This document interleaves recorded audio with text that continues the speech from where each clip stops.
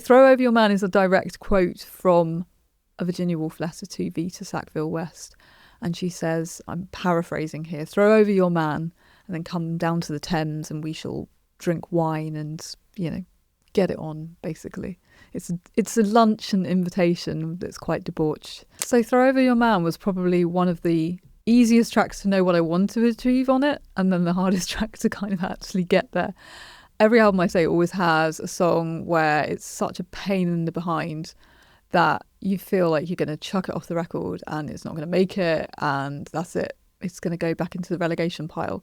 On the second album, that was Unravel. On the first album, I think it was Chip on Your Shoulder. And it always kind of, once you manage to get it to work, it always actually ironically ends up being one of the strongest tracks on the record. Unravel is my favourite song from the last album. And I think that's what's happened with Throw Over Your Man, because it was a real bitch to get there. And it had been kind of sort of bouncing around my head for quite a while, this idea that I really wanted to write something that was based on the letters between Virginia Woolf and Vita Sackville-West. Now, for those people that don't know who those two women are, Virginia Woolf was an incredible writer of the Bloomsbury Group, who wrote things as To the Lighthouse, which is one of the most kind of seminal modernist novels. And she's a real innovator of stream of consciousness. Mrs. Dalloway is one of her other kind of famous novels as well. And she wrote A Room of One's Own, which is an essay that talks about the necessary conditions under which what a woman needs in order to create. And it's fantastic. I really urge everybody to read that. But anyway, back to Vita and Virginia. They had this brilliantly fantastic love affair, not just of the mind, but of the body too. And I first came across them when I was a queer teenager. And I think when you're that age and when you're growing up in the 90s, there wasn't kind of too many, I think people forget, not that long ago, it wasn't really something that people were okay about. I got yelled at school, probably from about the age of 10, leather, dyke, etc. And for me, in many ways, literature and music were my kind of salvation and my place to retreat to and think there are other people out there like me. And the letters between Vita and Virginia were a big part of that kind of awakening for me as a 15, 16-year-old, realising that, hang on a minute, there were other people that were like this too. So for years and years and years, I've wanted to write a song based on their words. And I've never done anything quite so kind of heavily leaning into the source material before. And that was quite challenging. I think a lot of people think as a songwriter, you just splurge your heart out. But when you're working with source material and you want to be authentic about that and you want to render the core of that original text, it's quite a different matter when you're writing lyrics. But I wrote it on the organ, first of all, just kind of the chords. And I had the chorus first. And did a bit of a Nile Rodgers and decided chorus first structurally in the song too. And then fleshed it out with the live band in a rehearsal room. And it still wasn't quite working. I think it was getting pulled in a sort of semi-Motown direction, which sounds nuts to me now, that it would ever have sounded like that. And then I sent it to James Dean Bradfield and said, would you consider putting some of your fantastic guitar work on it? And we to'd and fro'd on that for a while. And then it sort of just slowly, I think, I realised that it needed to have that kind of dark 80s Bunnymen kind of vibe. And the very last thing to go down was the bass, which was quite unusual.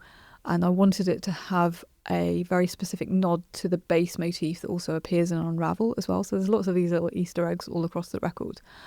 And then I had my queer choir of women on it as well. It was important to me that there were the voices of other queer women on it. So the amazing Bishi came to my studio and sang her heart out. And then Rookes, who's an incredible producer and writer, she also contributed as well. And then a good friend of mine, Vicki Falconer Pritchard, who was also on the first record and did the Long Year choir with me. She reprised from all the way in Australia. She's an amazing queer producer, artist, and works in musical theatre in very innovative ways. So it all kind of came together in this very conceptually authentic way, very ambitious. I think you can also listen to it as a rock track and enjoy it for what it is. But for me, having all of those layers of kind of what I wanted to capture and convey, if you want to dig into it further, that was also really important. And so it opens the record because it's a banger. So I originally had asked him to play guitar just guitar. And then I got the files back from Loz, who had engineered the session, and James was like, "Oh, and I also did a little bit of singing on the chorus, just in case you might want to use it. You know, the just in case you might want that incredible voice to be on your record." So yeah, it's sort of become an accidental duet, really. It wasn't my original intention to ask him again. It felt a bit cheeky after him having duetted on the last record to say, "Do you want to do it again?"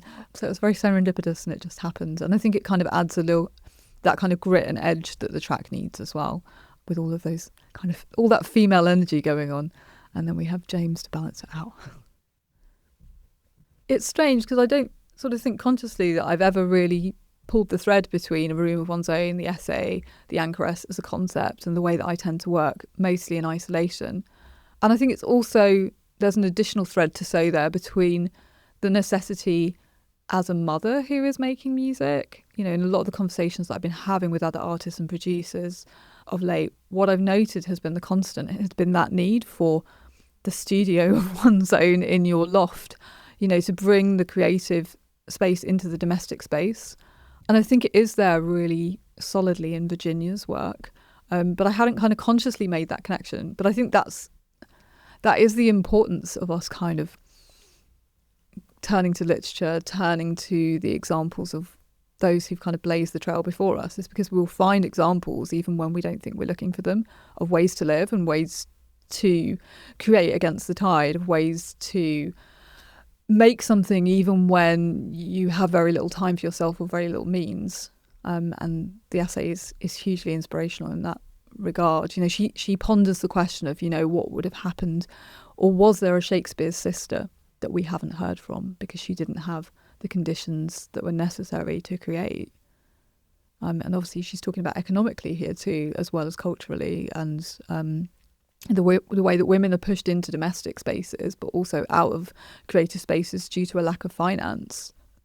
For me, I kind of hear it as being a partner song to, it shares a sonic palette with tracks like Long Year from the first album, to some extent You and Only You from that record, you know, the guitar kind of rock side of me. You know, I grew up writing songs first on guitar. I think people forget that about me as I've kind of transitioned into the world of the piano and then the synthesizer, that still fundamentally I'm somebody who plays and writes songs on guitar, and loves a lot of guitar music. So yeah, no, it doesn't feel different in that regard. I guess thematically it's a little different to some of the topics that I've dived into, but I think as I'm getting older I'm getting a bit braver to be authentically all of the confusing things that I am simultaneously, and not really worrying about who's going to be offended by that or confused by it.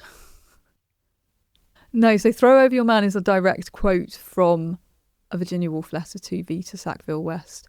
And she says, I'm paraphrasing here, "Throw over your man and then come down to the Thames and we shall drink wine and, you know, get it on," basically. It's a luncheon invitation that's quite debauched.